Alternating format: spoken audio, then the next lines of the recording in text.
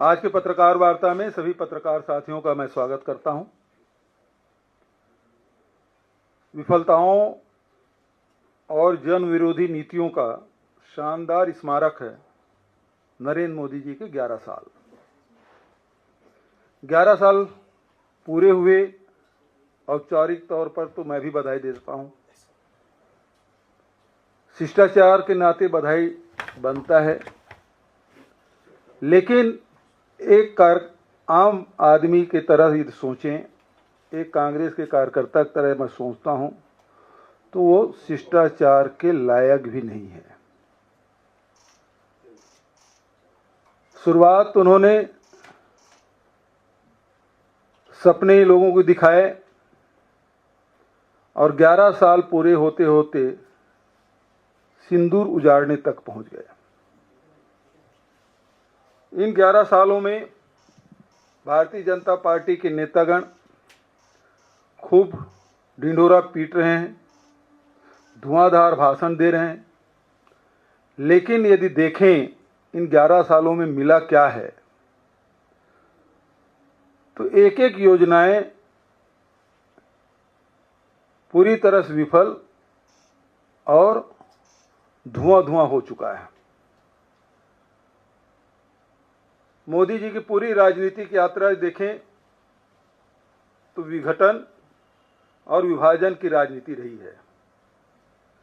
11 साल के इतिहास को याद करिए। सत्ताधारी भारतीय जनता पार्टी ने विघटन विभाजन की राजनीति की और पूरे देश में सभी समाज के लोग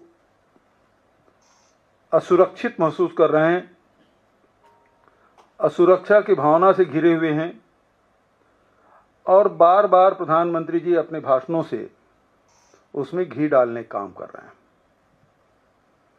कभी प्रधानमंत्री जी कहते हैं कि कपड़ों से पहचान हो जाती है, कभी प्रधानमंत्री जी कहते हैं कि पंचर बनाने वाले से उसके पहचान बन जाती है, कभी शमशान और कब्रिस्तान की वो बात करते हैं। आदिवासियों और दलितों पर अत्याचार से वो विचलित नहीं होते। लोगों को अपमान करने में उनको बड़ा मजा आता है। उनके लोग चाहे दलितों को अपमानित करें, प्रताड़ित करें, आदिवासियों को प्रताड़ित करें, महिलाओं को प्रताड़ित करें और तो और सेना के अधिकारियों को भी यदि अपमानित करें तो उनके खिलाफ वो कोई कार्रवाई नहीं करते। विकास की झूठी कथा देश के सामने परोसा जाता है। आंकड़े में हेर फेर करके वो बताने की कोशिश करते हैं कि हमने इतना विकास किया और झूठे आंकड़े वो पेश करते हैं। स्थिति आपने देखा कि किस प्रकार से अभी कुंभ हुआ, महाकुंभ हुआ और बताया गया कि उसमें केवल 31 मौतें हुई, जबकि बीबीसी की रिपोर्ट ये कहती है कि 82 लोगों की मौतें हुई और 26 लोगों को नगद भुगतान करके उसे चुप करा दिया गया। उसी प्रकार से नोटबंदी की घटना आप देखें। नोटबंदी में उन्होंने दावा किया था 500 और 1000 के नोट बंद करके उन्होंने कहा कि काले धन वापस आएंगे। पूरे देश को लाइन में लगा दिया। कितने लोगों की जानें चली गई, कितने लोग के पास पैसा नहीं था, इलाज के बिना लोगों की मृत्यु हो गई। कितने ऐसे नौजवान हैं जो इंटरव्यू के लिए जाना चाहते थे, जाने के लिए उनके पास पैसे नहीं थे। शादी ब्याह तक के रूप प्रभावित हुआ था और उन्होंने कहा था 50 दिन मांगे थे, जिस चौराहे में मुझे खड़ा कर दीजिएगा। 50 दिन क्या, हजारों दिन बीत गए, लेकिन नोटबंदी का फायदा क्या हुआ किसी को पता नहीं। 99.3% राशि रकम आरबीआई में जमा हो गया। ये दावे खोखले हैं कि काला धन वापस आएगा। उन्होंने ये भी कहा था कि नक्सलवाद और आतंकवाद की कमर टूट जाएगी, लेकिन दावे के विपरीत घटनाएं घट रही है। वैश्विक महामारी कोरोना जब आया तब उसे लड़ने के लिए, कोरोना से लड़ने के लिए न इनके पास दवाई उपलब्ध था, न ऑक्सीजन उपलब्ध था, बल्कि पूरे देश के लोगों को ताली बजाने के लिए, थाली बजाने के लिए, मोमबत्ती जलाने के लिए कहा। 21 दिन का लॉकडाउन उन्होंने अचानक घोषित कर दिया। पूरे शहर के लोग अपने अपने प्रदेशों में लौटने के लिए बाध्य हो गए। इसी दिल्ली में लाखों लोग सड़कों पे थे, बॉम्बे में लाखों लोग सड़कों पे थे। गुजरात से आने के लिए कोई ट्रेन नहीं था, न बस मिल रहा था। पैदल चलते चलते कितने लोगों की जानें चली गई। बिना इलाज के कितने लोग काल कवलित हो गए। शमशान घाट में कतारें लगी थी। गंगा किनारे में लाशें पटी हुई थी। और ये नमस्ते ट्रम्प कर रहे थे उस समय। मध्य प्रदेश की सरकार उनको बनानी थी, इसलिए वो कोई कार्रवाई नहीं कर रहे थे। सेकंड फेज के लॉकडाउन की बात करें तो बिना विचारे लॉकडाउन जो लगाया उस समय हमारे नेता राहुल गांधी जी ने सचेत भी किया था, इससे दूरगामी परिणाम होंगे, बिना तैयारी के इस प्रकार से न करें। लेकिन कहाँ मानने वाले, कहाँ सुनने वाले।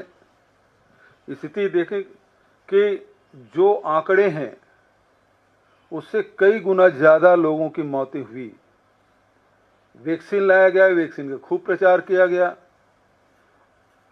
और उस सर्टिफिकेट में अपना फोटो भी छपवाए।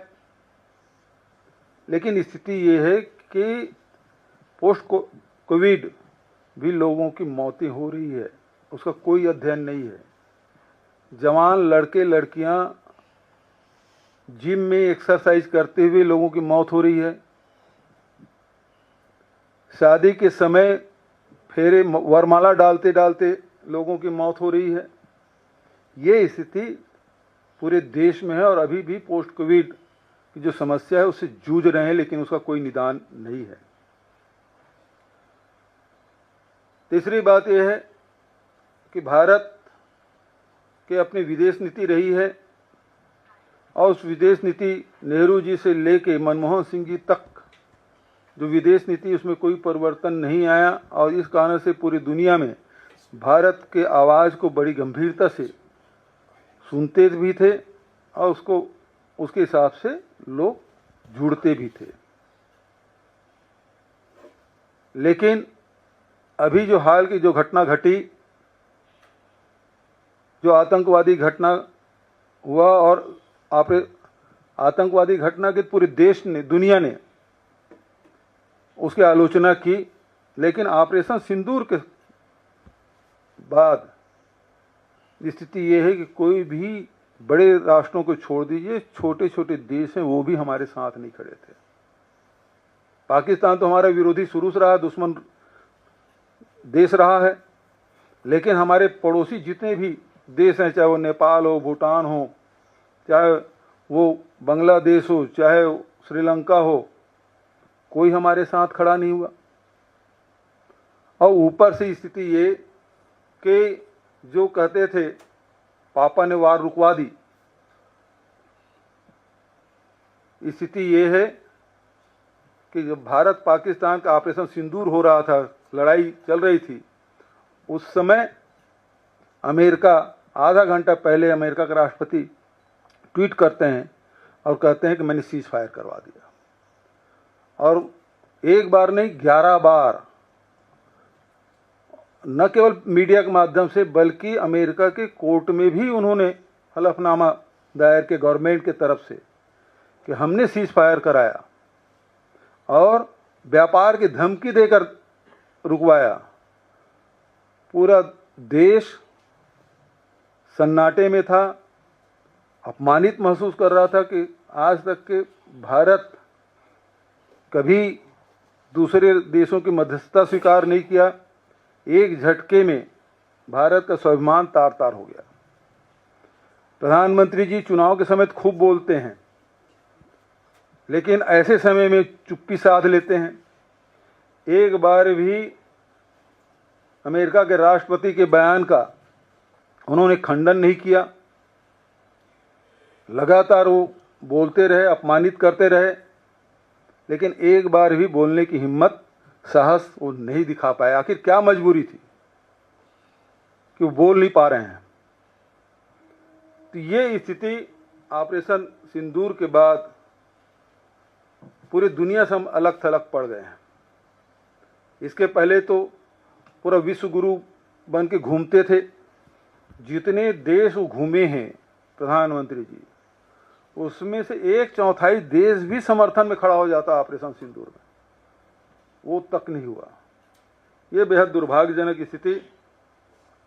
संवैधानिक संस्थाओं का जिस प्रकार से दुरुपयोग इन 11 वर्षों में हुआ है, जो संवैधानिक संस्थाएं प्रजातंत्र को मजबूत करने का काम करती है, यदि विधायिका या कार्यपालिका कोई गलत कदम उठा ले तो न्यायपालिका में हम लोग जाते थे कंप्लेन करने के लिए। अनेक संस्थाएं बनी हुई थी, चाहे वो ईडी हो, आईटी हो, सीबीआई हो, डीआरआई हो, सारी संस्थाएं, एनआईए हो, जहां इस प्रकार से गतिविधियां होती थी, इन संस्थाओं के माध्यम से चाहे वो भ्रष्टाचार रोकने की बात हो, चाहे आतंकवादी गतिविधियों को रोकने के काम हो, वो सारी चीज़ें की जाती थी। लेकिन आज सबको दबाव में, और जो इलेक्शन कमीशन है वो भी भारतीय जनता पार्टी सरकार के दबाव में है और कोई हिम्मत नहीं कर पा रहा है। ये अपने भारतीय जनता पार्टी के हितों के सुरक्षित करने के लिए इन संस्थाओं का दुरुपयोग जो किया जा रहा है, इसके कारण से निश्चित रूप से प्रजातंत्र कमजोर हुई है। स्थिति ये है कि प्रधानमंत्री पहली बार कभी उसके शिक्षा के बारे में चर्चा नहीं हुई, लेकिन उनके सर्टिफिकेट के बारे में चर्चा हो रही है, कितने पढ़े लिखे हैं उसके बारे में चर्चा हो रही है। तो स्थिति तो ये है, अनपढ़ हैं कि साक्षर हैं, इसकी भी चर्चा देश में हम सुन रहे हैं। लेकिन कुपड़ है, ये भी हमने देखा है कि किस प्रकार से आज वैज्ञानिक युग है, लेकिन नाली के गैस से किस प्रकार से आप खाना पका सकते हैं, चाय बना सकते हैं, इसके बारे में ज्ञान बांटते हुए प्रधानमंत्री जी दिखाई देते हैं। बादलों में राडार काम नहीं करता, इसके बारे में ज्ञान बांटते हमने देखा है। किस प्रकार से बच्चों को मौसम का असर नहीं पड़ता, उसके बारे में ज्ञान बांटते हमने देखा है। तो इस प्रकार से हमको एक कुपड़ प्रधानमंत्री मिला 11 साल में, और 11 साल में देश का बड़ा दुर्भाग्य कि ये मोदी सरकार के नाकामी, असफलताओं का 11 साल है। 11 साल में छल, प्रपंच, झूठ की राजनीति रही, सच को जनता से छुपाया गया। इन 11 वर्षों में अमीर और अमीर होता गया, गरीब और गरीब होते गया। 11 साल में चुनावी चंदा उद्योगपतियों के हाथों से किस प्रकार से लिया गया, सुप्रीम कोर्ट के ने जो निर्देश इलेक्शन कमीशन को दिया और वेबसाइट जारी किया, उससे स्पष्ट हो रहा है कि चंदा दो और धंधा लो, ये इनका रहा है। जो खाऊंगा ना खाने दूंगा, जो भी नारा देते हैं उसके विपरीत वो कदम उठाते हैं। न खाऊंगा ना खाने दूंगा, तो केवल वही खाएंगे, दूसरे खाने नहीं देंगे।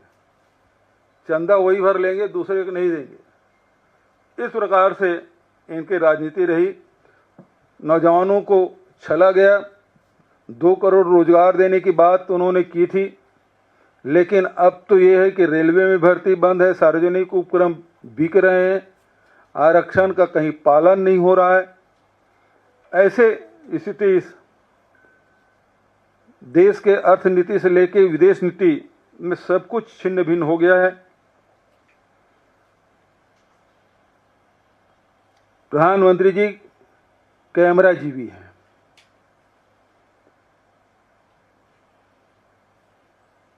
शून्य में भी हाथ हिलाते हुए आपको दिखाई देंगे, कभी टनल में कभी ब्रिज में। कोई होता नहीं तो शून्य में हाथ हिलाते हुए कैमरा भर रहना चाहिए। ये स्थिति, और जितने दावे इन्होंने किए कि हम 4 करोड़ लोगों को पक्के आवास दिए, आज महंगाई बढ़ी हुई है और 1,20,000 में किसका मकान बनता है?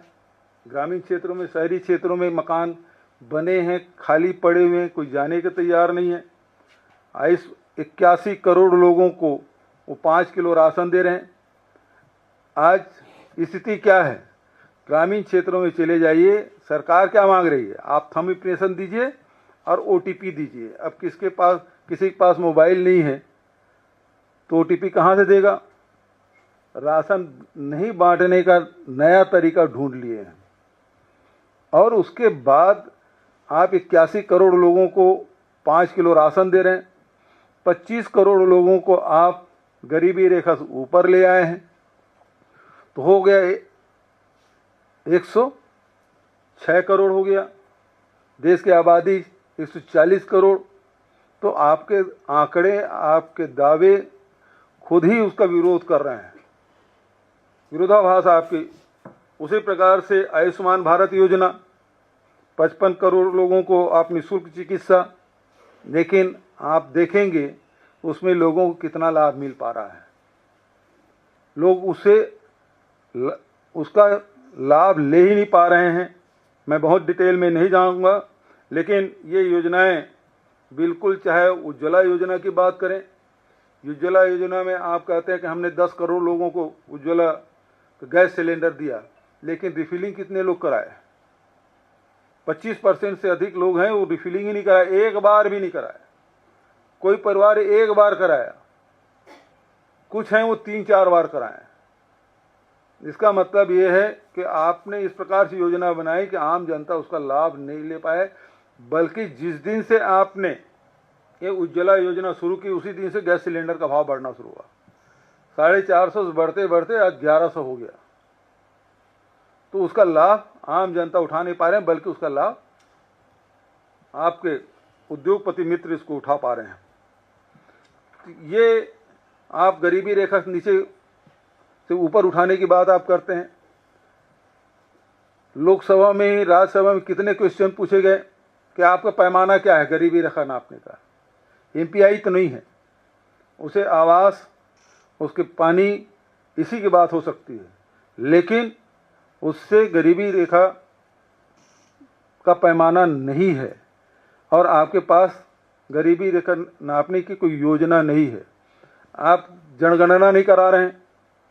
इससे सारी बातें आती तो 2011 के जनगणना के हिसाब से आप सारी योजनाओं को क्रियान्वित कर रहे हैं। आज बहुत सारे लोग उस दायरे में आ गए हैं, उनको लाभ नहीं मिल पा रहा है। और जैसे आप बता रहे हैं 25 करोड़ लोग बाहर आ गए हैं, तो 2011 जनगणना के हिसाब से उसको लाभ मिल रहा फिर, लेकिन जो नए हैं उसको कोई लाभ नहीं मिल पा रहा है। दूसरा, उसी प्रकार से महिला आरक्षण की बात आप कर रहे हैं। आप लोकसभा में पारित कर दिए, कब लागू होगा उसका पता नहीं। जनगणना 2027 में होगा, लागू कब होगा? उसी प्रकार से जैसे अभी जाति जनगणना करने की बात करती, लेकिन कब? लेकिन महिला आरक्षण में भी OBC महिलाओं को कोई स्थान नहीं है। जाति जनगणना के बारे में उसका फॉर्मेट क्या होगा, राहुल जी उससे सवाल किए हैं, लेकिन उसका कोई जवाब अभी तक नहीं आया है।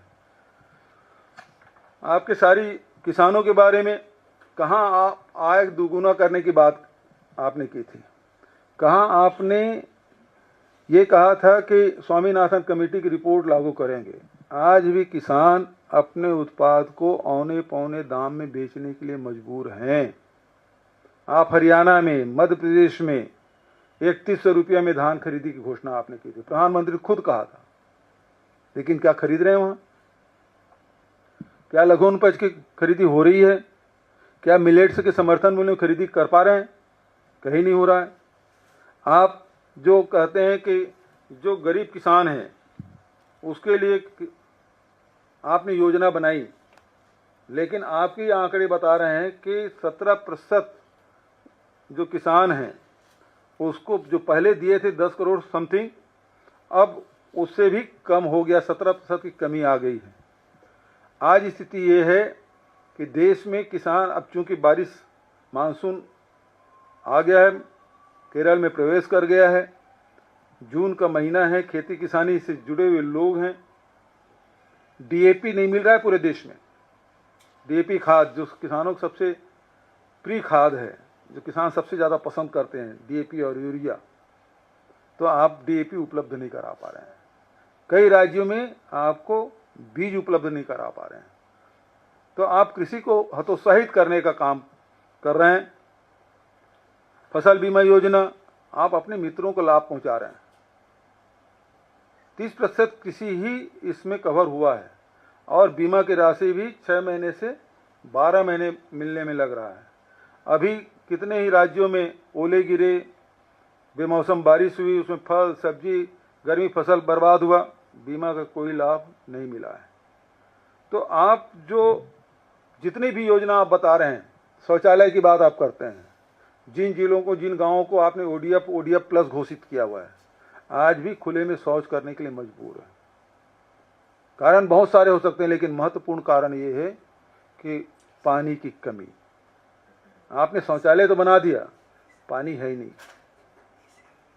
यदि मैदान में जाते हैं तो 1 लोटा पानी लगेगा, लेकिन यदि आप टॉयलेट में जाते हैं तो 5 लीटर पानी लगेगा आपको। पानी है ही नहीं। उसी प्रकार से नल जल योजना भी आपका असफल साबित हुआ। नल जल योजना, टंकी तो बन गया, पाइपलाइन बिछा नहीं, पाइपलाइन लग गया तो टोटी नहीं, टोटी लग गया तो उसमें हवा निकल रहा है, पानी नहीं आ रहा है। आज भी गांव में टैंकर चलाने के लिए बाध्य हो गए, क्योंकि नए ट्यूबवेल हो नहीं रहे, क्योंकि नल जल योजना आपने शुरू कर दी। तो जैसे पहले सरकारें, राज्य सरकारें ट्यूबवेल करने की व्यवस्था करती थी, भारत सरकार भी ट्यूबवेल करने के लिए पैसा देती थी, अब वो योजना बंद कर दी है। अब जैसे उज्ज्वला योजना शुरू कर दी तो केरोसिन गरीब लोगों को एक बहुत सस्ता साधन होता था, उसको आपने बंद कर दिया। केरोसिन नहीं मिल रहा है, उज्ज्वला गैस भरा नहीं रहे। उसी प्रकार से अब नल जल योजना आपने शुरू कर दी, पानी आ नहीं रहा है, हैंडपंप आप दे नहीं रहे, पुराने पंप यदि खराब हो गए तो आम आदमी उसमें परेशान हो रहा है। तो ये स्थिति आपकी है। धारा अनुच्छेद 370 की सफलता की गुणगान खूब आपने किया, लोग आप पे विश्वास किए और घूमने कश्मीर गए, कोई सुरक्षा व्यवस्था नहीं, 26 लोग मारे गए, अपराधी आज तक पकड़े नहीं गए। मैंने पिछले पत्रकार वार्ता में प्रश्न कर दिया था, आपके प्रश्न से उत्तर मैंने दिया था कि सिंदूर ऑपरेशन कितना सफल। मैंने ये उत्तर दिया कि 4 आतंकवादी नहीं पकड़े गए हैं, तो इसको सफल कैसे मानेंगे। सुरक्षा व्यवस्था नहीं थी, क्योंकि वहाँ वो केंद्र शासित राज्य है, इसलिए सारी जिम्मेदारी केंद्र सरकार की है, चाहे पुलिस व्यवस्था हो, चाहे सुरक्षा व्यवस्था हो। चूंकि कश्मीर है इसलिए अर्धसैनिक बल भी है, सेना भी है, सब कुछ है। हमसे सवाल करते हैं कि आपने मुंबई आतंकी हमले में क्या किया, तो उस समय हमने एनएसजी उतार दिया था। आप किसको उतारे? अमित शाह जी को।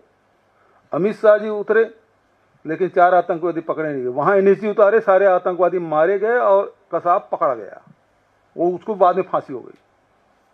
लेकिन आप अमित शाह को उतार दिए, तो जिम्मेदारी तय करनी पड़ेगी और अमित शाह जी को इस्तीफा देना पड़ेगा। वो तो इस्तीफा नहीं दिए, लेकिन मेरे यहाँ छत्तीसगढ़ में करीब 55 छापे पड़े उस बयान के बाद। आज फिर से पत्रकार वार्ता कर रहा हूं तो फिर से कोई संभावना बनती है। लेकिन कश्मीर के साथ अन्याय हुआ है, उसको राज्य का दर्जा नहीं मिला। उस राज्य का दर्जा था, उसे छीन लिया आपने। सुरक्षा की चूक हुई, आज तक कि उसकी न जांच हुई, न जांच की रिपोर्ट आई। जांच हुई नहीं तो रिपोर्ट कहां से आई? किसी की जिम्मेदारी तो आपको तय करना पड़ेगा। तो ये स्थिति इस सरकार की है। एसटी एससी ओबीसी योजना आप देख लीजिए कि उनकी हालत क्या है। बहुत लंबा हो रहा है, आप घड़ी देख रहे हैं, इसलिए मैं अब समाप्त करता हूं। और आप तरफ से कोई सवाल हो तो सादर आमंत्रित।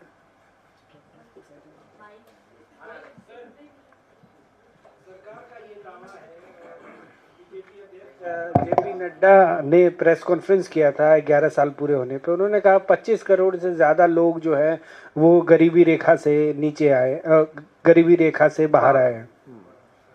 पैमाना क्या है? क्या एमपीआई पैमाना है?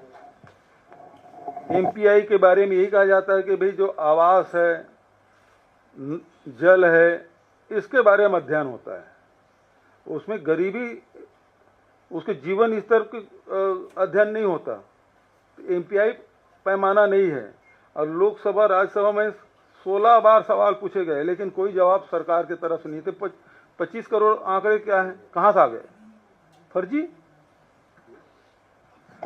सर, क्योंकि आपने पहलगाम की आतंकी हमले का जिक्र किया और आपने आर्टिकल 370 का भी जिक्र किया, आपका क्या है आर्टिकल 370 को के पे कहना? और आपको लगता है कि कहीं ना कहीं जम्मू कश्मीर में जो सरकार बोलती है कि सुरक्षा और हालात बदल गए हैं, उसमें कहने में और करने में बहुत बड़ा फर्क है? देखिए, 370 तो इन्होंने हटा दिया, इनके एजेंडे में था। लेकिन राज्य का दर्जा क्यों छीन लिया आप? जम्मू कश्मीर तो पूर्ण राज्य था और भौगोलिक दृष्टिकोण से बड़े राज्यों में से एक है। यदि राजस्थान, उत्तर प्रदेश, मध्य प्रदेश की बात करें तो उसी के बराबर भौगोलिक क्षेत्रफल आएगा। उसको आपने राज्य का दर्जा छीन लिया, और राज्य का दर्जा छीन लिया तो सुरक्षा व्यवस्था आपकी थी, जिम्मेदारी आपकी थी। तो जिम्मेदार कौन है? सवाल तो यही है कि वहाँ 2000 लोग थे, सैलानी वहाँ थे, सुरक्षा के लिए एक जवान भी नहीं था। घटना घटी, 40-45 मिनट तक के पूछ पूछ के गोली मारते रहे। उसके बाद आपका एक्शन क्या रहा? क्या उस एरिया वैली को चारों तरफ से घेर लिया गया? आतंकवादी को पकड़ने के लिए आपने क्या कदम उठाए? और गृह मंत्री जी के जाने क्या औचित्य है? कोई औचित्य है? गृह मंत्री जी गए, उस मैदान में गए, घाटी के ऊपर में जो मैदान है वहां गए, क्या हुआ? क्या 4 आतंकवादी पकड़े गए?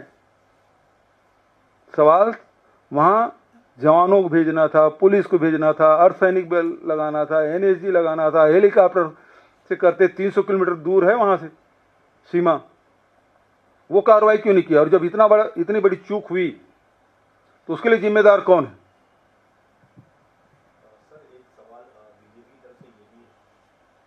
ये भी कहा जा रहा है बीजेपी की तरफ से कि आप 11 साल की उपलब्धियों को नाकामियों के तौर पर गिना रहे हैं, लेकिन उस बात का जिक्र नहीं कर रहे हैं। इन 11 सालों में जातिगत जनगणना का ऐलान भी सरकार ने कर दिया है। टाइमलाइन भी आगे 2027 से शुरू भी हो जाएगा। ये इसलिए आप बात नहीं कर पा रहे हैं क्योंकि आपका मुद्दा जो है वो एक तरीके से बीजेपी ने छीन लिया है। दूसरी बात ये कह रही है बीजेपी कि आप अपने राज्यों में से इम्प्लीमेंट करने की बात करते थे। आपने तेलंगाना का तो कर दिया, लेकिन कर्नाटक और हिमाचल में अभी तक जो है उसको इम्प्लीमेंट नहीं कर पा रहे। आपकी टाइमलाइन नहीं बता पा रहे हैं और आप सरकार की टाइमलाइन पर सवाल उठा रहे हैं, जबकि उन्होंने तारीख तक बता दी है।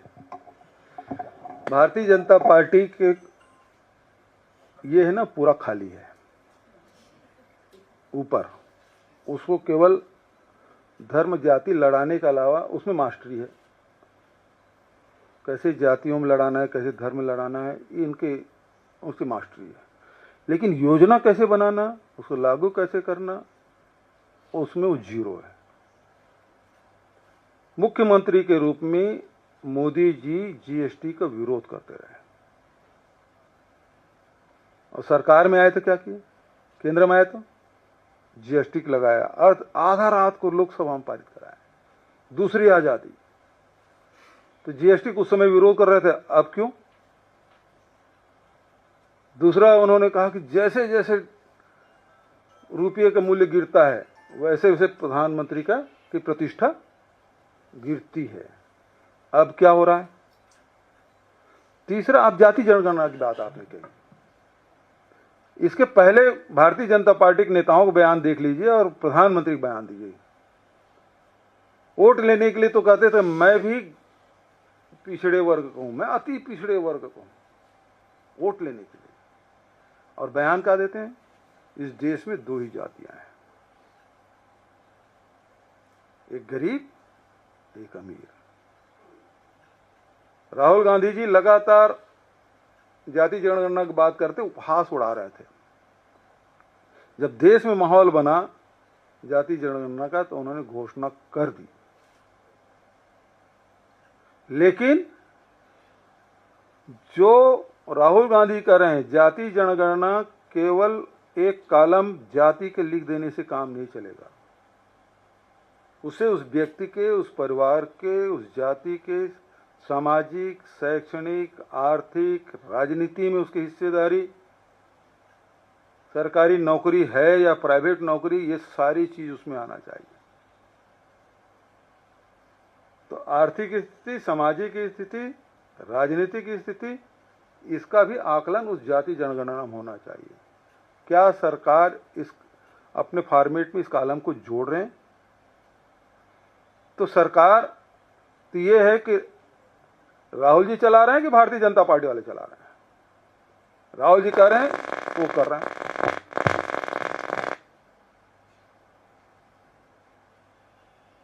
बघेल साहब इधर इस तरफ सर। हाँ जी।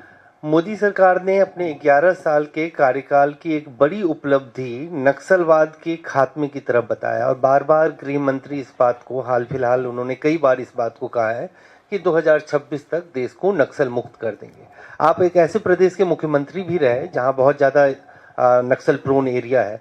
क्या आपको लगता है कि वास्तविकता आज के तारीख में ये है कि धीरे धीरे देश से नक्सलवाद और एक्सट्रीमिज्म जो है खत्म हो रहा है, और ये जो डेडलाइन दिया है क्या ये व्यवहारिक है कि 2026 तक देश नक्सल मुक्त हो पाएगा?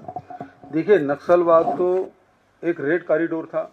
आपने देखा होगा कि नेपाल से चलते हुए आपको केरल तक के वो रेड कॉर्नर बनाए थे, लेकिन बिहार में नक्सलवाद समाप्त है, झारखंड में भी बहुत कमजोर हो चुका है, छत्तीसगढ़ में पहले से सिमटा हुआ है, तेलंगाना में कोई घटनाएं नहीं होती, उड़ीसा में भी अब सीमित हो गए हैं, मध्य प्रदेश के कुछ हिस्से में दिखाई देते हैं, महाराष्ट्र में कुछ हिस्से में दिखाई देते हैं, गढ़चिरौली और चंद्रपुर का इलाका। लेकिन सवाल इस बात का है कि जब आप डेडलाइन, आपने तारीख तय कर दी, लेकिन इसकी सारी योजनाएं उस प्रकार से हुई क्या? 2022 में सबके पास आवास हो जाएगा, हुआ? नहीं हुआ। तो ऐसी बहुत सारी घोषणाएं ये लोग करते रहते हैं। लेकिन आज जो छत्तीसगढ़ में हो रहा है उसके बारे में जानकारी दे रहा हूं। राहुल जी ने मुझे भेजा हुआ था, मैं 3 दिन वहां रह के आया भी था।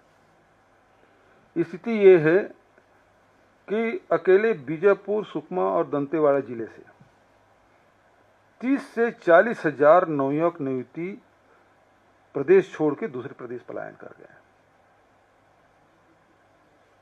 उसका कारण है जबरिया उन लोगों को चिन्हित करके या तो पुलिस एफआईआर कर रही है उनके खिलाफ बिना कोई कारण के, या एनआईए एफआईआर दर्ज कर रही है, एनआईए केस बना रही है सैकड़ों तादाद में।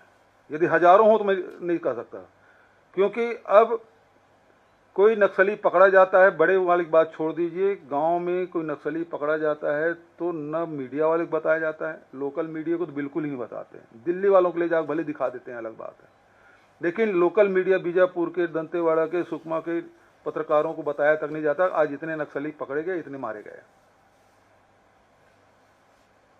तीसरी बात यह है, एनआईए की कार्रवाई ये हो रहा है कि पिछले 1-1.5 साल से जब से सरकार बदली है तब से एनआईए की गतिविधियां बढ़ी है और सैकड़ों तादाद में केस बनाए हैं, और 15 केस ऐसे हैं जिसका फैसला हो चुका है और वो बाइज्जत बरी हो गया। तो ये एनआईए के दबाव में और पुलिस के दबाव में वहां के नौजवान हैं वो प्रदेश छोड़ने के लिए बाध्य हो रहे हैं। फर्जी इनकाउंटर भी हुए हैं और वहां के लोग अब उनके आजीविका साधन क्या है? गरीब लोग हैं। मनरेगा सरकार ने बंद कर दिया है। तेंदुपत्ता बेचते थे वो बंद कर दिया है। तो अब मैं भोपालपट्टनम तक गया था, बिल्कुल मतलब तेलंगाना का बॉर्डर है, वहां छोटे हाथी में भर के वो या तो महाराष्ट्र जा रहे हैं या तेलंगाना जा रहे हैं या आंध्र प्रदेश जा रहे हैं रोजगार की तलाश में। रोज जा, नज़दीक में है तो रोज जाकर रोज आ जाते हैं। लेकिन अधिकांश लोग नौजवान लड़के लड़कियां प्रदेश छोड़ के चले गए हैं। ये स्थिति इस सरकार की है कि आप जबरदस्ती पकड़ रहे हैं सैकड़ों तादाद में। हमारे सरकार में जो निर्दोष लोग जो बंद थे उसको छुड़वाने का काम हमने किया था। आज फिर से सैकड़ों लोग जेल में बंद कर दिए हैं। आंकड़े दे नहीं रहे, हमको तो मीडिया के माध्यम से पता चलेगा ना, तो मीडिया को भी जानकारी नहीं दे रहे कितने आपने नक्सली पकड़े। जो लोकल मीडिया या जगदलपुर के संभाग मुख्यालय देते थे या जिला मुख्यालय देते थे, लेकिन अब देना बंद कर दिया है। ये स्थिति है। बघेल साहब, मेरा सवाल है आपसे कि आपने अभी थोड़ी देर पहले यही कहा कि पिछली बार जब आपने पूछा कि पहलगाम के आतंकी आखिर कहाँ हैं, सवाल आपने पूछा और कहा कि अमित शाह को इस्तीफा देना चाहिए इस मसले पर, तो 55 छापे छत्तीसगढ़ के भीतर पड़े हैं। आज फिर से आपने वही सवाल पूछ दिया है और कहा है कि बताइए कि 4 आतंकवादी वो कहाँ गए हैं, तो कितने छापों की उम्मीद करते हैं?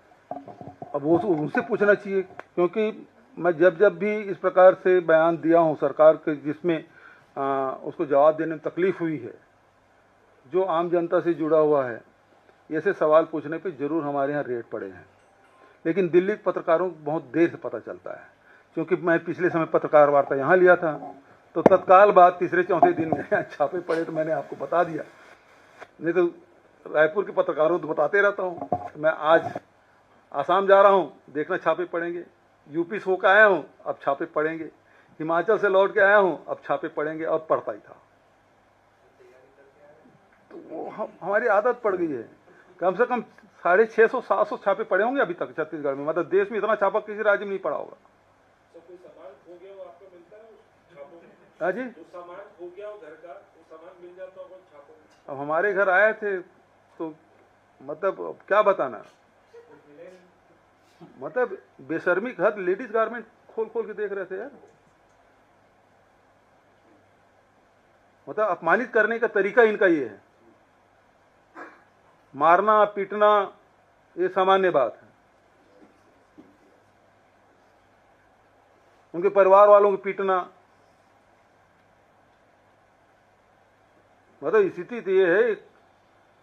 एक मुझे जानकारी है, एक व्यक्ति को उनके कहे अनुसार बोलने के लिए उसके पेशाब नली में रस्सी बांध दिया था।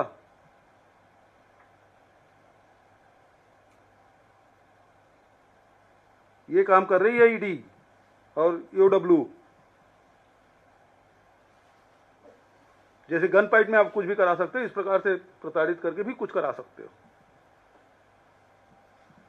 ये स्थिति है हमारी छत्तीसगढ़ में। भूपेश जी, सरकार जहां 11 साल की अपनी उपलब्धियां पेश करते हुए कहती है कि जो है भारत दुनिया की चौथी सबसे बड़ी अर्थव्यवस्था बन गया है, वही अगर प्रति व्यक्ति आय की बात करें तो टॉप 10 में हम सबसे नीचे नंबर पे हैं। टॉप 10 क्या, आप बांग्लादेश से भी पीछे हैं, जिसको हमने आजाद कराया, नया देश बनाया, उससे भी हम पीछे हैं। आप इंडेक्स में देखेंगे तो कहीं नहीं टिकते। किसी भी सूचकांक के आप देखेंगे, आप कहीं नहीं है। कोई भी मानक में आप खरे नहीं उतर रहे हैं। सर, एक क्वेश्चन है कि कल बीजेपी ने कहा था कि कांग्रेस के शासनकाल में अगर 1 रुपया दिया जाता था तो गरीबों के खाते में 25 पैसे पहुंचते थे, लेकिन अब हमने 44 लाख करोड़ रुपए सीधे गरीब और जरूरतमंदों के खाते में डायरेक्ट पहुंचाए हैं। ये हमारी उपलब्धि है। एक डायरेक्ट जो पैसा देने के जो है ना, इसका भी विरोध ये लोग किए थे और गलत व्याख्या कर रहे हैं। राजीव जी ने कहा कि हम दिल्ली से भेजते हैं, वो राज्य सरकार के जाता है, वो राज्य सरकार फिर संभाग में भेजते हैं, जिले में भेजते हैं। तो जितने भी हमारे जिस एजेंसी में जाते हैं तो अपना जो खर्चा होता है वो काटते हैं। भाई कोई इंजीनियर लगा है, कोई सब इंजीनियर है, तो तनख्वाह भी उसमें शामिल हो जाता है। करते करते होता है कि 15 पैसा पहुंचता है। इसलिए राजीव जी ने कहा था। अब वो गलत व्याख्या कर रहे हैं। एक सवाल है सर, ये छत्तीसगढ़ में कांग्रेस के एक पुराने नेता थे अरविंद नेताम, जो अभी है भाई 2023 चुनाव से पहले वो छोड़ दिए थे। हाँ। तो अभी हाल ही में वो आरएसएस मुख्यालय में जाके एक प्रोग्राम में वो पार्टिसिपेट भी किए। तो कांग्रेस का जो हमने टैली देखा था 23 18 और 23 के बीच जो ट्राइबल डिस्ट्रिक्ट है छत्तीसगढ़ में, उस कांग्रेस का टैली नीचे आया था। तो अरविंद नेताम का अभी आरएसएस मुख्यालय में जाके स्पीच देना, पार्टिसिपेट करना, इससे आपको लगता है कांग्रेस का जो ट्राइबल पॉलिटिक्स में होल्ड है, कोई इम्पैक्ट होगा उसमें? देखिए, अरविंद नेताम जी अभी आरएसएस मुख्यालय में आने के बाद मतांतरण की बात उन्होंने कही। मतांतरण बहुत हो गया। मैं तो अरविंद नेताम जी से पूछना चाहता हूं कि आपने राजनीतिक मतांतरण कितने बार किया है? पहले कांग्रेस में थे, फिर बसपा में गए, फिर भाजपा में गए, फिर कांग्रेस में आए, फिर अब तो बीजेपी नहीं, आरएसएस वाले हो गए। तो राजनीतिक मतांतरण आप कितने बार करेंगे? आदमी मतांतरण एक आध बार करता है, लेकिन ये तो इतने बार कर लें, उसके बारे में क्या चर्चा करना। धन्यवाद। आज के पत्रकार वार्ता में सभी पत्रकार साथियों का मैं स्वागत करता हूं। विफलताओं और जन विरोधी नीतियों का शानदार स्मारक है नरेंद्र मोदी जी के 11 साल। 11 साल पूरे हुए, औपचारिक तौर पर तो मैं भी बधाई देता हूं। शिष्टाचार के नाते बधाई बनता है, लेकिन एक आम आदमी की तरह यदि सोचें, एक कांग्रेस के कार्यकर्ता की तरह मैं सोचता हूं, तो वो शिष्टाचार के लायक भी नहीं है। शुरुआत उन्होंने सपने लोगों को दिखाए और 11 साल पूरे होते होते सिंदूर उजाड़ने तक पहुंच गए। इन 11 सालों में भारतीय जनता पार्टी के नेतागण खूब ढिंढोरा पीट रहे हैं, धुआंधार भाषण दे रहे हैं, लेकिन यदि देखें इन 11 सालों में मिला क्या है, तो एक एक योजनाएं पूरी तरह से विफल और धुआं हो चुका है। मोदी जी की पूरी राजनीतिक यात्रा देखें तो विघटन और विभाजन की राजनीति रही है। 11 साल के इतिहास को याद करिए। सत्ताधारी भारतीय जनता पार्टी ने विघटन विभाजन की राजनीति की और पूरे देश में सभी समाज के लोग असुरक्षित महसूस कर रहे हैं, असुरक्षा की भावना से घिरे हुए हैं और बार बार प्रधानमंत्री जी अपने भाषणों से उसमें घी डालने का काम कर रहे हैं। कभी प्रधानमंत्री जी कहते हैं कि कपड़ों से पहचान हो जाती है, कभी प्रधानमंत्री जी कहते हैं कि पंचर बनाने वाले से उसके पहचान बन जाती है, कभी शमशान और कब्रिस्तान की वो बात करते हैं। आदिवासियों और दलितों पर अत्याचार से वो विचलित नहीं होते। लोगों को अपमान करने में उनको बड़ा मजा आता है। उनके लोग चाहे दलितों को अपमानित करें, प्रताड़ित करें, आदिवासियों को प्रताड़ित करें, महिलाओं को प्रताड़ित करें और तो और सेना के अधिकारियों को भी यदि अपमानित करें तो उनके खिलाफ वो कोई कार्रवाई नहीं करते।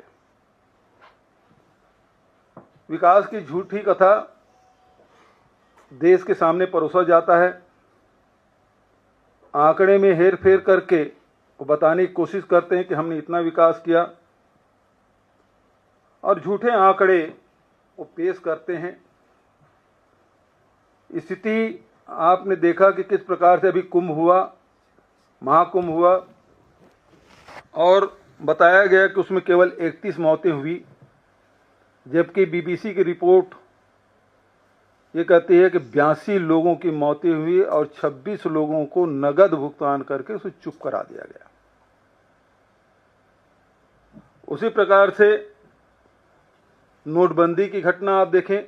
नोटबंदी में उन्होंने दावा किया था 500 और 1000 के नोट बंद करके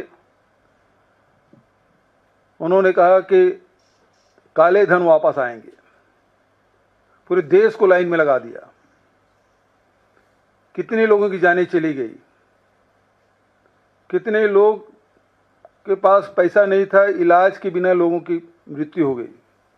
कितने ऐसे नौजवान हैं जो इंटरव्यू के लिए जाना चाहते थे, जाने के लिए उनके पास पैसे नहीं थे। शादी ब्याह तक के रूप प्रभावित हुआ था। और उन्होंने कहा था 50 दिन मांगे थे, जिस चौराहे में मुझे खड़ा कर दीजिएगा। 50 दिन क्या, हजारों दिन बीत गए, लेकिन नोटबंदी का फायदा क्या हुआ किसी को पता नहीं। 99.3% राशि रकम आरबीआई में जमा हो गया। ये दावे खोखले हैं कि काला धन वापस आएगा। उन्होंने ये भी कहा था कि नक्सलवाद और आतंकवाद की कमर टूट जाएगी, लेकिन दावे के विपरीत घटनाएं घट रही है। वैश्विक महामारी कोरोना जब आया, तब उसे लड़ने के लिए, कोरोना से लड़ने के लिए न इनके पास दवाई उपलब्ध था, न ऑक्सीजन उपलब्ध था, बल्कि पूरे देश के लोगों को ताली बजाने के लिए, थाली बजाने के लिए, मोमबत्ती जलाने के लिए कहा। 21 दिन का लॉकडाउन उन्होंने अचानक घोषित कर दिया। पूरे शहर के लोग अपने अपने प्रदेशों में लौटने के लिए बाध्य हो गए। इसी दिल्ली में लाखों लोग सड़कों पे थे, बॉम्बे में लाखों लोग सड़कों पे थे। गुजरात से आने के लिए कोई ट्रेन नहीं था, न बस मिल रहा था। पैदल चलते चलते कितने लोगों की जानें चली गई। बिना इलाज के कितने लोग काल कवलित हो गए।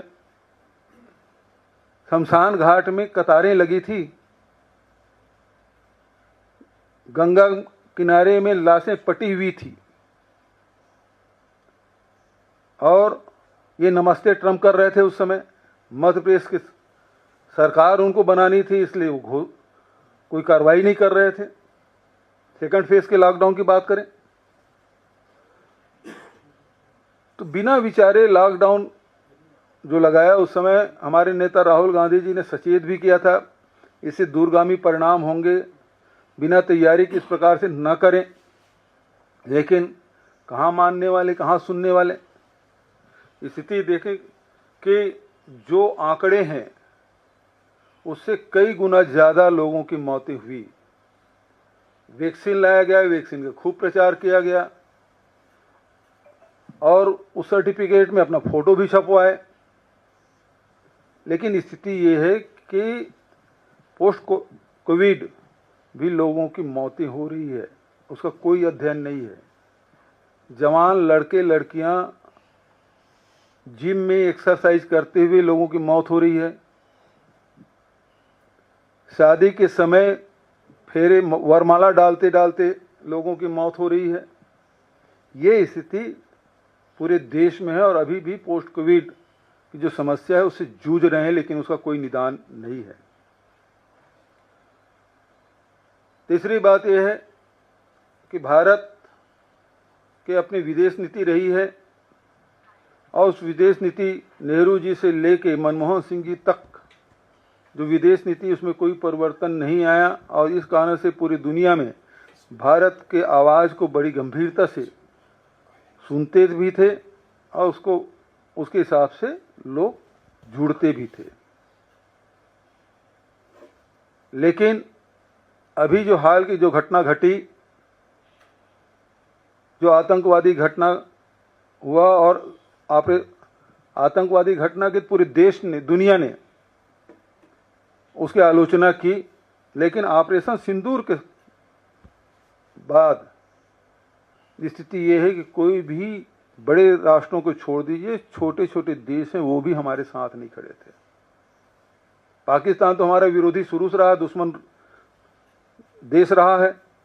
लेकिन हमारे पड़ोसी जितने भी देश हैं, चाहे वो नेपाल हो, भूटान हो, चाहे वो बांग्लादेश हो, चाहे श्रीलंका हो, कोई हमारे साथ खड़ा नहीं हुआ। और ऊपर से स्थिति ये कि जो कहते थे पापा ने वार रुकवा दी, स्थिति ये है कि जब भारत पाकिस्तान का ऑपरेशन सिंदूर हो रहा था, लड़ाई चल रही थी, उस समय अमेरिका, आधा घंटा पहले अमेरिका के राष्ट्रपति ट्वीट करते हैं और कहते हैं कि मैंने सीज फायर करवा दिया। और एक बार नहीं 11 बार, न केवल मीडिया के माध्यम से बल्कि अमेरिका के कोर्ट में भी उन्होंने हलफनामा दायर के गवर्नमेंट के तरफ से कि हमने सीज फायर कराया और व्यापार की धमकी देकर रुकवाया। पूरा देश सन्नाटे में था, अपमानित महसूस कर रहा था कि आज तक के भारत कभी दूसरे देशों की मध्यस्थता स्वीकार नहीं किया।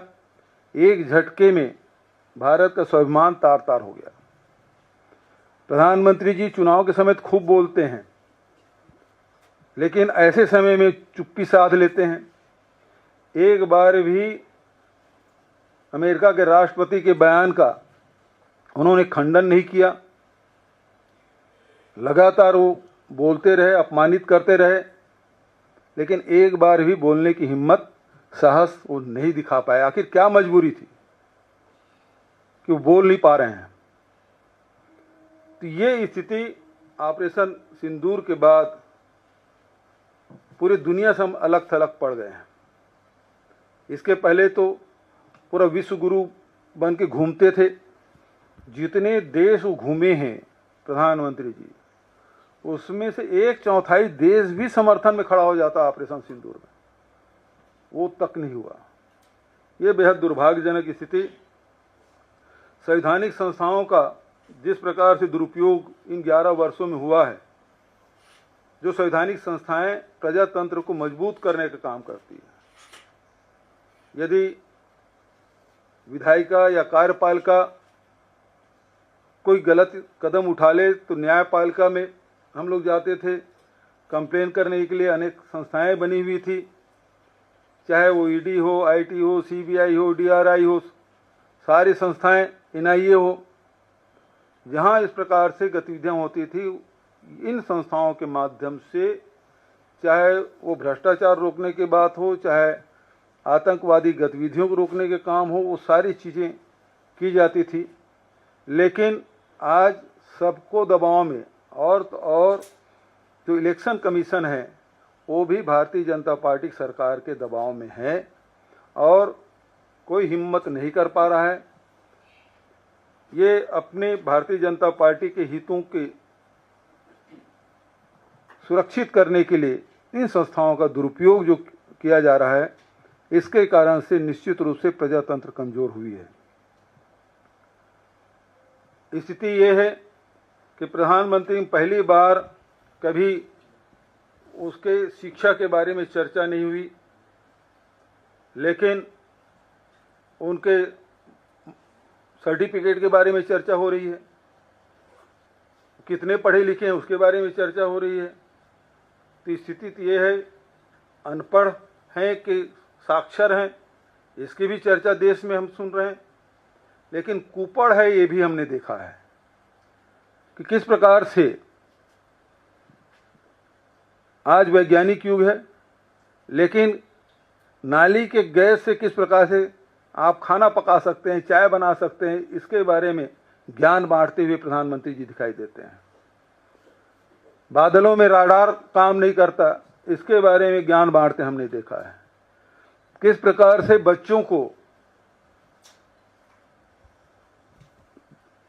मौसम का असर नहीं पड़ता, उसके बारे में ज्ञान बांटते हमने देखा है। तो इस प्रकार से हमको एक कुपड़ प्रधानमंत्री मिला 11 साल में, और 11 साल में देश का बड़ा दुर्भाग्य कि ये मोदी सरकार के नाकामी असफलताओं का 11 साल है। 11 साल में छल प्रपंच झूठ की राजनीति रही, सच को जनता से छुपाया गया। इन 11 वर्षों में अमीर और अमीर होता गया, गरीब और गरीब होते गया।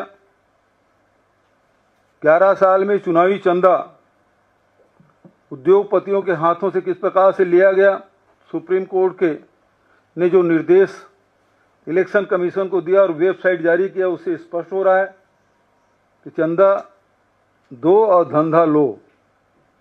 ये इनका रहा है, जो खाऊंगा ना खाने दूंगा, जो भी नारा देते हैं उसके विपरीत वो कदम उठाते हैं। न खाऊंगा न खाने दूंगा, तो केवल वही खाएंगे, दूसरे खाने नहीं देंगे। चंदा वही भर लेंगे, दूसरे को नहीं देंगे। इस प्रकार से इनकी राजनीति रही। नौजवानों को छला गया। 2 करोड़ रोजगार देने की बात तो उन्होंने की थी, लेकिन अब तो ये है कि रेलवे में भर्ती बंद है, सार्वजनिक उपक्रम बिक रहे हैं, आरक्षण का कहीं पालन नहीं हो रहा है। ऐसे स्थिति इस देश के अर्थनीति से लेकर विदेश नीति में सब कुछ छिन्न भिन्न हो गया है। प्रधानमंत्री जी कैमरा जीवी हैं।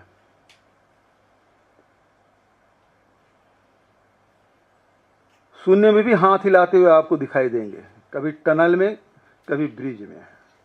कोई होता नहीं तो शून्य में हाथ हिलाते हुए कैमरा भर रहना चाहिए। ये स्थिति, और जितने दावे इन्होंने किए कि हम 4 करोड़ लोगों को पक्के आवास दिए, आज महंगाई बढ़ी हुई है और 1,20,000 में किसका मकान बनता है? ग्रामीण क्षेत्रों में, शहरी क्षेत्रों में मकान बने हैं, खाली पड़े हुए हैं, कोई जाने के तैयार नहीं है। इस 81 करोड़ लोगों को वो 5 किलो राशन दे रहे हैं। आज स्थिति क्या है? ग्रामीण क्षेत्रों में चले जाइए, सरकार क्या मांग रही है? आप थंब इम्प्रेशन दीजिए और OTP दीजिए। अब किसी के पास मोबाइल नहीं है तो OTP कहाँ से देगा? राशन नहीं बांटने का नया तरीका ढूंढ लिए हैं। और उसके बाद आप 81 करोड़ लोगों को 5 किलो राशन दे रहे हैं। 25 करोड़ लोगों को आप गरीबी रेखा से ऊपर ले आए हैं, तो हो गया 106 करोड़ हो गया। देश की आबादी 140 करोड़। तो आपके आंकड़े, आपके दावे खुद ही उसका विरोध कर रहे हैं, विरोधाभास आपकी। उसी प्रकार से आयुष्मान भारत योजना, 55 करोड़ लोगों को आप निःशुल्क चिकित्सा, लेकिन आप देखेंगे उसमें लोगों को कितना लाभ मिल पा रहा है। लोग उसका लाभ ले ही नहीं पा रहे हैं। मैं बहुत डिटेल में नहीं जाऊंगा, लेकिन ये योजनाएं बिल्कुल, चाहे उज्ज्वला योजना की बात करें, उज्ज्वला योजना में आप कहते हैं कि हमने 10 करोड़ लोगों को उज्ज्वला गैस सिलेंडर दिया, लेकिन रिफिलिंग कितने लोग कराए? 25% से अधिक लोग हैं वो रिफिलिंग ही नहीं कराए, एक बार भी नहीं कराया। कोई परिवार एक बार कराया, कुछ हैं वो 3-4 बार कराए। इसका मतलब ये है कि आपने इस प्रकार से योजना बनाई कि आम जनता उसका लाभ नहीं ले पाए, बल्कि जिस दिन से आपने ये उज्ज्वला योजना शुरू की उसी दिन से गैस सिलेंडर का भाव बढ़ना शुरू हुआ। 450 से बढ़ते बढ़ते आज 1100 हो गया। तो उसका लाभ आम जनता उठा नहीं पा रहे हैं, बल्कि उसका लाभ आपके उद्योगपति मित्र इसको उठा पा रहे हैं। ये आप गरीबी रेखा से नीचे से ऊपर उठाने की बात आप करते हैं। लोकसभा में ही, राज्यसभा में कितने क्वेश्चन पूछे गए कि आपका पैमाना क्या है गरीबी रेखा नापने का? MPI तो नहीं है, उसे आवास, उसके पानी, इसी की बात हो सकती है, लेकिन उससे गरीबी रेखा का पैमाना नहीं है। और आपके पास गरीबी रेखा नापने की कोई योजना नहीं है। आप जनगणना नहीं करा रहे हैं। इससे सारी बातें आती तो 2011 के जनगणना के हिसाब से आप सारी योजनाओं को क्रियान्वित कर रहे हैं। आज बहुत सारे लोग उस दायरे में आ गए हैं, उनको लाभ नहीं मिल पा रहा है। और जैसे आप बता रहे हैं 25 करोड़ लोग बाहर आ गए हैं, तो 2011 जनगणना के हिसाब से उसको लाभ ही मिल रहा फिर, लेकिन जो नए हैं उसको कोई लाभ नहीं मिल पा रहा है। दूसरा, उसी प्रकार से महिला आरक्षण की बात आप कर रहे हैं। आप लोकसभा में पारित कर दिए, कब लागू होगा उसका पता नहीं। जनगणना 2027 में होगा, लागू कब होगा? उसी प्रकार से जैसे अभी जाति जनगणना करने की बात करती, लेकिन कब? लेकिन महिला आरक्षण में भी OBC महिलाओं को कोई स्थान नहीं है। जाति जनगणना के बारे में उसका फॉर्मेट क्या होगा, राहुल जी उससे सवाल किए हैं, लेकिन उसका कोई जवाब अभी तक नहीं आया है। आपके सारी किसानों के बारे में कहाँ आय दुगुना करने की बात आपने की थी, कहाँ आपने ये कहा था कि स्वामीनाथन कमेटी की रिपोर्ट लागू करेंगे। आज भी किसान अपने उत्पाद को औने पौने दाम में बेचने के लिए मजबूर हैं। आप हरियाणा में, मध्य प्रदेश में 3100 रुपया में धान खरीदी की घोषणा आपने की थी, प्रधानमंत्री खुद कहा था, लेकिन क्या खरीद रहे हैं वहां? क्या लघु उपज की खरीदी हो रही है? क्या मिलेट्स के समर्थन मूल्य में खरीदी कर पा रहे हैं? कहीं नहीं हो रहा है। आप जो कहते हैं कि जो गरीब किसान हैं उसके लिए आपने योजना बनाई, लेकिन आपके आंकड़े बता रहे हैं कि 17% जो किसान हैं उसको जो पहले दिए थे 10 करोड़ समथिंग, अब उससे भी कम हो गया, 17% की कमी आ गई है। आज स्थिति ये है कि देश में किसान, अब चूंकि बारिश मानसून आ गया है, केरल में प्रवेश कर गया है, जून का महीना है, खेती किसानी से जुड़े हुए लोग हैं। डीएपी नहीं मिल रहा है पूरे देश में। डीएपी खाद जो किसानों को सबसे प्रिय खाद है, जो किसान सबसे ज़्यादा पसंद करते हैं, डीएपी और यूरिया, तो आप डीएपी उपलब्ध नहीं करा पा रहे हैं।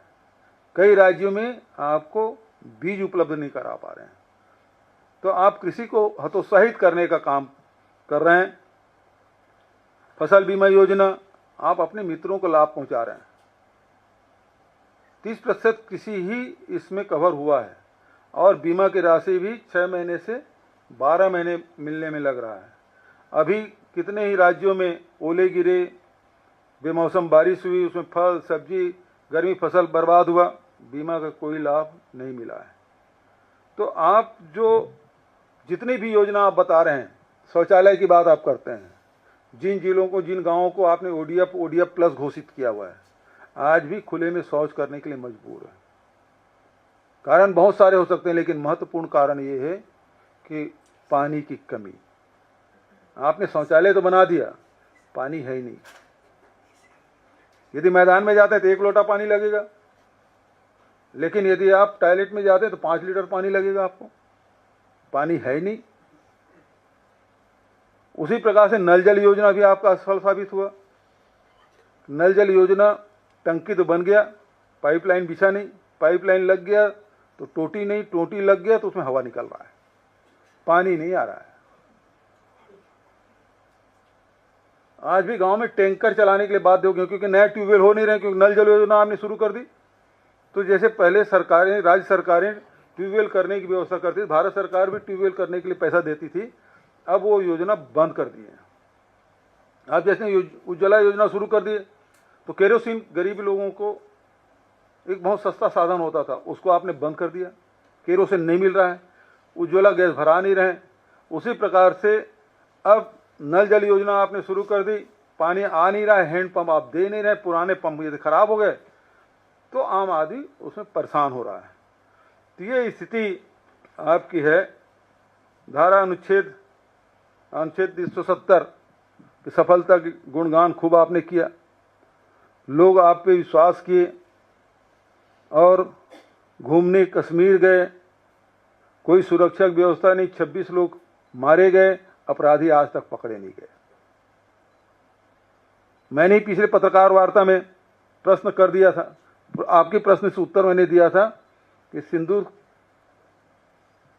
ऑपरेशन कितना सफल। मैंने ये उत्तर दिया कि 4 आतंकवादी नहीं पकड़े गए हैं, तो इसको सफल कैसे मानेंगे। सुरक्षा व्यवस्था नहीं थी, क्योंकि वहाँ वो केंद्र शासित राज्य है, इसलिए सारी जिम्मेदारी केंद्र सरकार की है, चाहे पुलिस व्यवस्था हो, चाहे सुरक्षा व्यवस्था हो। चूंकि कश्मीर है इसलिए अर्धसैनिक बल भी है, सेना भी है, सब कुछ है। हमसे सवाल करते हैं कि आपने मुंबई आतंकी हमले में क्या किया, तो उस समय हमने एनएसजी उतार दिया था। आप किसको उतारे? अमित शाह जी को।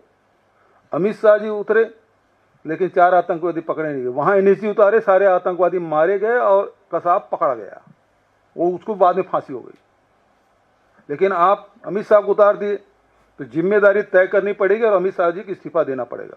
वो तो इस्तीफा नहीं दिए, लेकिन मेरे यहाँ छत्तीसगढ़ में करीब 55 छापे पड़े उस बयान के बाद। आज फिर से पत्रकार वार्ता कर रहा हूं तो फिर से कोई संभावना बनती है। लेकिन कश्मीर के साथ अन्याय हुआ है, उसको राज्य का दर्जा नहीं मिला। उस राज्य का दर्जा था, उसे छीन लिया आपने। सुरक्षा की चूक हुई, आज तक उसके न जांच हुई न जांच की रिपोर्ट आई। जांच हुई नहीं तो रिपोर्ट कहां से आई? किसी की जिम्मेदारी तो आपको तय करना पड़ेगा। तो ये स्थिति इस सरकार की है। एसटी एससी ओबीसी योजना आप देख लीजिए कि उनकी हालत क्या है। बहुत लंबा हो रहा है, आप घड़ी देख रहे हैं, इसलिए मैं अब समाप्त करता हूं। और आप तरफ से कोई सवाल हो तो सादर आमंत्रित।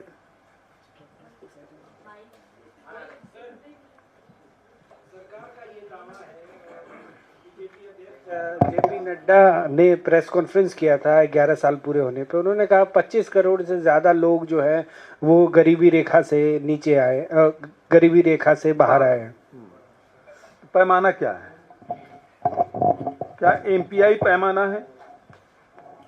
एमपीआई के बारे में यही कहा जाता है कि भाई जो आवास है, जल है, इसके बारे में अध्ययन होता है।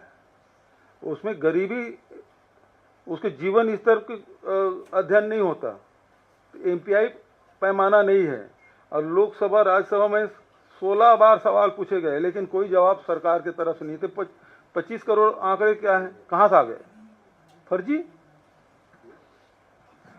सर, क्योंकि आपने पहलगाम की आतंकी हमले का जिक्र किया और आपने आर्टिकल 370 का भी जिक्र किया, आपका क्या है आर्टिकल 370 को के पे कहना? और आपको लगता है कि कहीं ना कहीं जम्मू कश्मीर में जो सरकार बोलती है कि सुरक्षा और हालात बदल गए हैं, उसमें कहने में और करने में बहुत बड़ा फर्क है?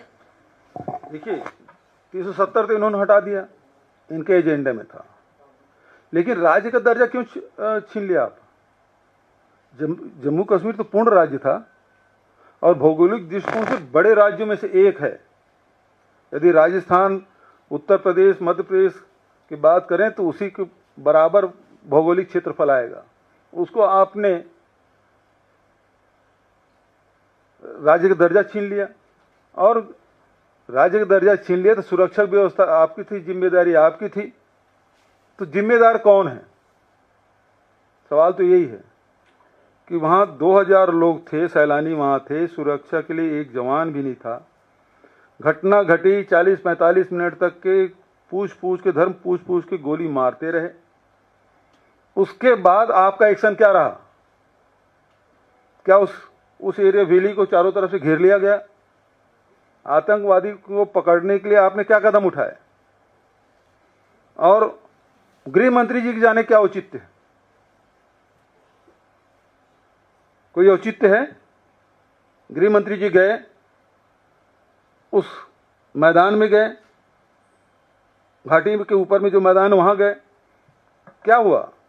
क्या 4 आतंकवादी पकड़े गए? सवाल वहां जवानों को भेजना था, पुलिस को भेजना था, अर्धसैनिक बल लगाना था, एनएसजी लगाना था, हेलीकॉप्टर से करते 300 किलोमीटर दूर है वहां से सीमा। वो कार्रवाई क्यों नहीं किया? और जब इतनी बड़ी चूक हुई तो उसके लिए जिम्मेदार कौन है?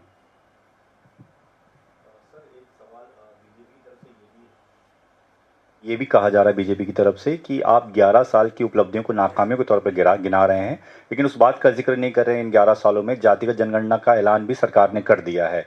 टाइमलाइन भी आगे 2027 से शुरू भी हो जाएगा। ये इसलिए आप बात नहीं कर पा रहे हैं क्योंकि आपका मुद्दा जो है वो एक तरीके से बीजेपी ने छीन लिया है। दूसरी बात ये कह रही है बीजेपी कि आप अपने राज्यों में से इम्प्लीमेंट करने की बात करते थे। आपने तेलंगाना का तो कर दिया, लेकिन कर्नाटक और हिमाचल में अभी तक जो है उसको इम्प्लीमेंट नहीं कर पा रहे। आपकी टाइमलाइन नहीं बता पा रहे हैं और आप सरकार की टाइमलाइन पर सवाल उठा रहे हैं, जबकि उन्होंने तारीख तक बता दी है। भारतीय जनता पार्टी के ये है ना, पूरा खाली है ऊपर। उसको केवल धर्म जाति लड़ाने के अलावा उसमें मास्टरी है। कैसे जातियों में लड़ाना है, कैसे धर्म में लड़ाना है, ये इनके उसकी मास्टरी है। लेकिन योजना कैसे बनाना, उसको लागू कैसे करना, उसमें वो जीरो है।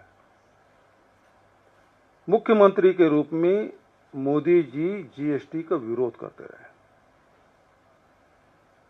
और सरकार में आए तो क्या किए? केंद्र में आए तो जीएसटी लगाया और आधा रात को लोकसभा में पारित कराया। दूसरी आजादी, तो जीएसटी कुछ समय विरोध कर रहे थे, अब क्यों? दूसरा, उन्होंने कहा कि जैसे जैसे रुपये का मूल्य गिरता है वैसे वैसे प्रधानमंत्री की प्रतिष्ठा गिरती है। अब क्या हो रहा है? तीसरा, आप जाति जनगणना की बात आपने कही। इसके पहले भारतीय जनता पार्टी के नेताओं को बयान देख लीजिए और प्रधानमंत्री का बयान दीजिए। वोट लेने के लिए तो कहते थे मैं भी पिछड़े वर्ग का हूं, मैं अति पिछड़े वर्ग का हूं, वोट लेने के लिए। और बयान क्या देते हैं? इस देश में दो ही जातियां हैं,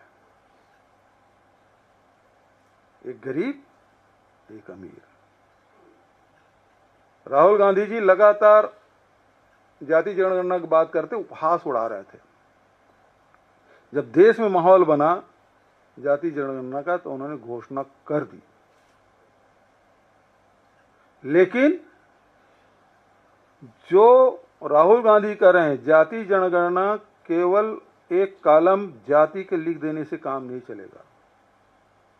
उसे उस व्यक्ति के, उस परिवार के, उस जाति के सामाजिक, शैक्षणिक, आर्थिक, राजनीति में उसकी हिस्सेदारी, सरकारी नौकरी है या प्राइवेट नौकरी, ये सारी चीज उसमें आना चाहिए।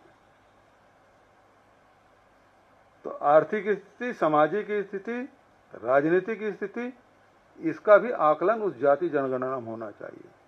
क्या सरकार इस अपने फॉर्मेट में इस कॉलम को जोड़ रहे हैं? तो सरकार तो ये है कि राहुल जी चला रहे हैं कि भारतीय जनता पार्टी वाले चला रहे हैं? राहुल जी कह रहे हैं, वो कर रहे हैं।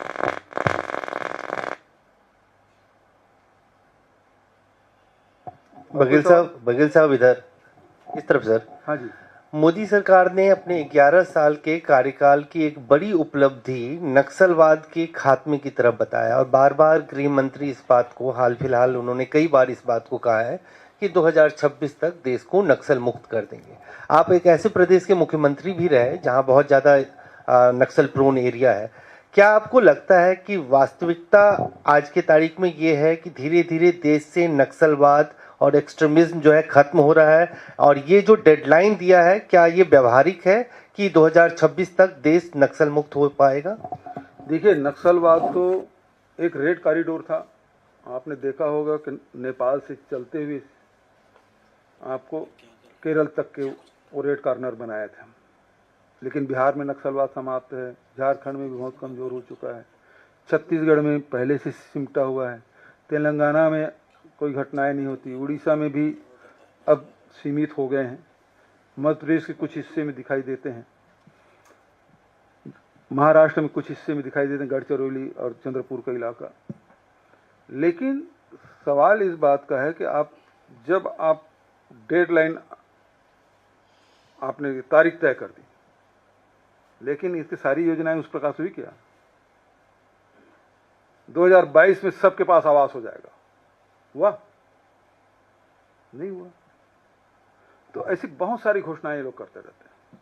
लेकिन आज जो छत्तीसगढ़ में हो रहा है उसके बारे में जानकारी दे रहा हूं। राहुल जी ने मुझे भेजा हुआ था, मैं 3 दिन वहां रह के आया भी था। स्थिति ये है कि अकेले बीजापुर, सुकमा और दंतेवाड़ा जिले से 30 से 40 हजार नवयुवक युवती प्रदेश छोड़ के दूसरे प्रदेश पलायन कर गए। उसका कारण है जबरिया उन लोगों को चिन्हित करके या तो पुलिस एफआईआर कर रही है उनके खिलाफ बिना कोई कारण के, या एनआईए एफआईआर दर्ज कर रही है, एनआईए केस बना रही है, सैकड़ों तादाद में। यदि हजारों हो तो मैं नहीं कह सकता, क्योंकि अब कोई नक्सली पकड़ा जाता है, बड़े वाले की बात छोड़ दीजिए, गांव में कोई नक्सली पकड़ा जाता है तो न मीडिया वाले को बताया जाता है, लोकल मीडिया को तो बिल्कुल ही नहीं बताते हैं। दिल्ली वालों के लिए जाकर भले दिखा देते हैं, अलग बात है, लेकिन लोकल मीडिया बीजापुर के, दंतेवाड़ा के, सुकमा के पत्रकारों को बताया तक नहीं जाता आज इतने नक्सली पकड़े गए, इतने मारे गए। तीसरी बात यह है, एनआईए की कार्रवाई ये हो रहा है कि पिछले 1-1.5 साल से जब से सरकार बदली है तब से एनआईए की गतिविधियां बढ़ी है और सैकड़ों तादाद में केस बनाए हैं, और 15 केस ऐसे हैं जिसका फैसला हो चुका है और वो बाइज्जत बरी हो गया। तो ये एनआईए के दबाव में और पुलिस के दबाव में वहां के नौजवान हैं वो प्रदेश छोड़ने के लिए बाध्य हो रहे हैं। फर्जी इनकाउंटर भी हुए हैं और वहां के लोग अब उनके आजीविका साधन क्या है? गरीब लोग हैं। मनरेगा सरकार ने बंद कर दिया है। तेंदुपत्ता बेचते थे वो बंद कर दिया है। तो अब मैं भोपालपट्टनम तक गया था, बिल्कुल मतलब तेलंगाना का बॉर्डर है। वहाँ छोटे हाथी में भर के वो या तो महाराष्ट्र जा रहे हैं या तेलंगाना जा रहे हैं या आंध्र प्रदेश जा रहे हैं रोजगार की तलाश में। रोज जा तो नज़दीक में है तो रोज आ जाते हैं, लेकिन अधिकांश लोग नौजवान लड़के लड़कियां प्रदेश छोड़ के चले गए हैं। ये स्थिति इस सरकार की है कि आप जबरदस्ती पकड़ रहे हैं सैकड़ों तादाद में। हमारे सरकार में जो निर्दोष लोग जो बंद थे उसको छुड़वाने का काम हमने किया था। आज फिर से सैकड़ों लोग जेल में बंद कर दिए। आंकड़े दे नहीं रहे, हमको तो मीडिया के माध्यम से पता चलेगा ना। तो मीडिया को भी जानकारी नहीं दे रहे कितने आपने नक्सली पकड़े। जो लोकल मीडिया या जगदलपुर के संभाग मुख्यालय देते थे या जिला मुख्यालय देते थे, लेकिन अब देना बंद कर दिया है। ये स्थिति है। वकील साहब, मेरा सवाल है आपसे कि आपने अभी थोड़ी देर पहले यही कहा कि पिछली बार जब आपने पूछा कि पहलगाम के आतंकी आखिर कहाँ हैं, सवाल आपने पूछा और कहा कि अमित शाह को इस्तीफा देना चाहिए इस मसले पर, तो 55 छापे छत्तीसगढ़ के भीतर पड़े हैं। आज फिर से आपने वही सवाल पूछ दिया है और कहा है कि बताइए कि 4 आतंकवादी वो कहाँ गए हैं। तो कितने छापों की उम्मीद करते हैं? अब वो उनसे पूछना चाहिए, क्योंकि मैं जब भी इस प्रकार से बयान दिया हूँ सरकार के जिसमें उसको जवाब देने में तकलीफ हुई है, जो आम जनता से जुड़ा हुआ है, ऐसे सवाल पूछने पे जरूर हमारे यहाँ रेड पड़े हैं। लेकिन दिल्ली के पत्रकारों को बहुत देर से पता चलता है, क्योंकि मैं पिछले समय पत्रकार वार्ता यहाँ लिया था तो तत्काल बाद तीसरे चौथे दिन में छापे पड़े तो मैंने आपको बता दिया। नहीं तो रायपुर के पत्रकारों को बताते रहता हूँ। मैं आज आसाम जा रहा हूँ, देखना छापे पड़ेंगे। यूपी से होकर आया हूँ, अब छापे पड़ेंगे। हिमाचल से लौट के आया हूँ, अब छापे पड़ेंगे। अब पड़ता ही था। तो वो हमारी आदत पड़ गई है। कम से कम 650-700 छापे पड़े होंगे अभी तक छत्तीसगढ़ में। मतलब देश में इतना छापा किसी राज्य में नहीं पड़ा होगा। हाँ जी, अब हमारे घर आए थे तो मतलब क्या बताना, मतलब बेशर्मी का हद। लेडीज गारमेंट खोल के देख रहे थे यार। मतलब अपमानित करने का तरीका इनका ये है। मारना पीटना ये सामान्य बात है। उनके परिवार वालों को पीटना, मतलब स्थिति तो ये है। एक मुझे जानकारी है, एक व्यक्ति को उनके कहे अनुसार बोलने के लिए उसके पेशाब नली में रस्सी बांध दिया था।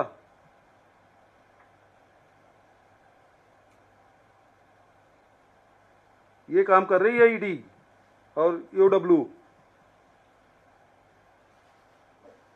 जैसे गन फाइट में आप कुछ भी करा सकते हो, इस प्रकार से प्रताड़ित करके भी कुछ करा सकते हो। ये स्थिति है हमारी छत्तीसगढ़ में।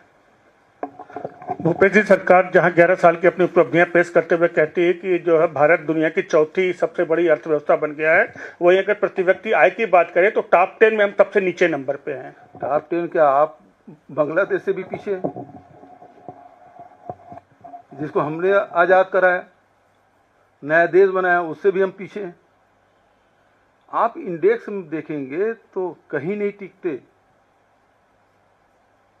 किसी भी सूचकांक के आप देखेंगे, आप कहीं नहीं है। कोई भी मानक में आप खरे नहीं उतर रहे हैं। सर, एक क्वेश्चन है कि कल बीजेपी ने कहा था कि कांग्रेस के शासनकाल में अगर 1 रुपया दिया जाता था तो गरीबों के खाते में 25 पैसे पहुंचते थे, लेकिन अब हमने 44 लाख करोड़ रुपए सीधे गरीब और जरूरतमंदों के खाते में डायरेक्ट पहुंचाए हैं। ये हमारी उपलब्धि है। एक डायरेक्ट जो पैसा देने के जो है ना, इसका भी विरोध ये लोग किए थे और गलत व्याख्या कर रहे हैं। राजीव जी ने कहा कि हम दिल्ली से भेजते हैं, वो राज्य सरकार के जाता है, वो राज्य सरकार फिर संभाग में भेजते हैं, जिले में भेजते हैं, तो जितने भी हमारे जिस एजेंसी जाते हैं तो अपना जो खर्चा होता है वो काटते हैं। भाई कोई इंजीनियर लगा है, कोई सब इंजीनियर है, तो तनख्वाह भी उसमें शामिल हो जाता है। करते करते होता है कि 15 पैसा पहुंचता है। इसलिए राजीव जी ने कहा था, अब वो गलत व्याख्या कर रहे हैं। एक सवाल है सर, ये छत्तीसगढ़ में कांग्रेस के एक पुराने नेता थे अरविंद नेताम, जो अभी है भाई 2023 चुनाव से पहले वो छोड़ दिए थे। हाँ। तो अभी हाल ही में वो आरएसएस मुख्यालय में जाके एक प्रोग्राम में वो पार्टिसिपेट भी किए। तो कांग्रेस का जो हमने टैली देखा था 18 और 23 के बीच, जो ट्राइबल डिस्ट्रिक्ट है छत्तीसगढ़ में, उस कांग्रेस का टैली नीचे आया था। तो अरविंद नेताम का अभी आरएसएस मुख्यालय में जाके स्पीच देना, पार्टिसिपेट करना, इससे आपको लगता है कांग्रेस का जो ट्राइबल पॉलिटिक्स में होल्ड है, कोई इम्पैक्ट होगा उसमें? देखिए, अरविंद नेताम जी अभी आरएसएस मुख्यालय में आने के बाद मतांतरण की बात उन्होंने कही। मतांतरण बहुत हो गया। मैं तो अरविंद नेताम जी से पूछना चाहता हूं कि आपने राजनीतिक मतांतरण कितने बार किया है? पहले कांग्रेस में थे, फिर बसपा में गए, फिर भाजपा में गए, फिर कांग्रेस में आए, फिर अब तो बीजेपी नहीं आरएसएस वाले हो गए। तो राजनीतिक मतांतरण आप कितने बार करेंगे? आदमी मतांतरण एक आध बार करता है, लेकिन ये तो कितने बार कर लें उसके बारे में क्या चर्चा करना। धन्यवाद।